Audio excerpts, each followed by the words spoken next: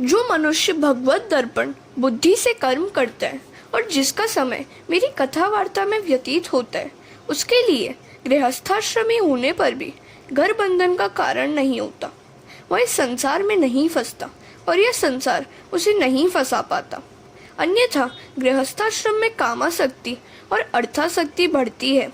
सभी को पूर्व के प्रारब्ध कर्मानुसार ही संतति और संपत्ति मिलती है, अतः उसका हर शोक मनाना नहीं चाहिए।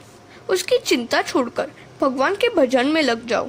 मन के शुद्ध होने पर जानो कि भगवान की कृपा हुई है। अन्यथा मनुष्य की वृत्ति तो अहरण की, वह लोहे का टुकड़ा जिस पर रखकर लोहार लोहे पर घन चलाता है, चोरी और सुई का दान करने की होती है। ऐसी वृत्ति छोड़नी चाहिए और मिट्टी, पत्थर और कांचन को एक समान मानने की दृष्टि प्राप्त करनी चाहिए। राका बाका जैसा वैराग्य होना चाहिए। राका और बाका नामक पति पत्नी कहीं जा रहे थे। राका आगे था और बाका पीछे। रास्ते में राका ने देखा कि एक सुवर्ण हार पड़ा हुआ है। उसने सोचा कि हार को देखकर बाका की दृष्टिमति भ्रष्ट हो जाएगी, तो वह उस हार को धूल से ढकने लगा। उसे ऐसा करते देखकर बाका ने पूछा, तुम यह धूल क्यों इकट्ठी कर रहे हो? राका ने कहा कि वैसे तो कोई बात नहीं है।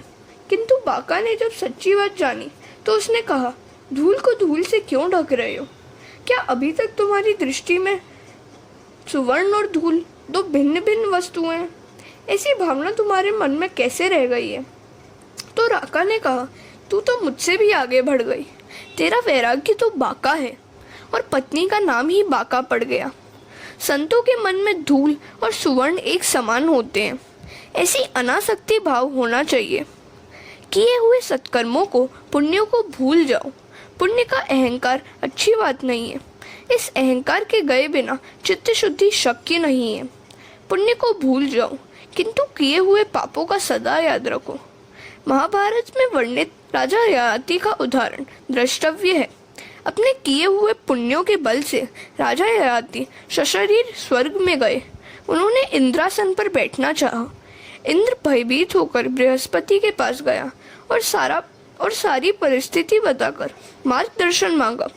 तो बृहस्पति ने इंद्र से कहा, तू ययाति राजा से पूछ कि उन्होंने पृथ्वी पर कौन कौन से पुण्य किए हैं जिनके बल से वे इंद्रासन पर बैठना चाहते हैं।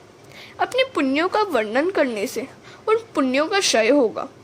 इंद्र ने बृहस्पति के परामर्श के अनुसार ययाति से पूछा। ययाति ने अपने पुण्यों का स्वयं ही वर्णन किया, अतः उन पुण्यों का क्षय हो गया और फलतः उनका स्वर्ग से पतन हुआ। हमेशा याद रखो कि अपने द्वारा किए हुए सत्कर्मों का, पुण्यों का स्वयं वर्णन कभी मत करो। यह श्लोक हमेशा याद रखो।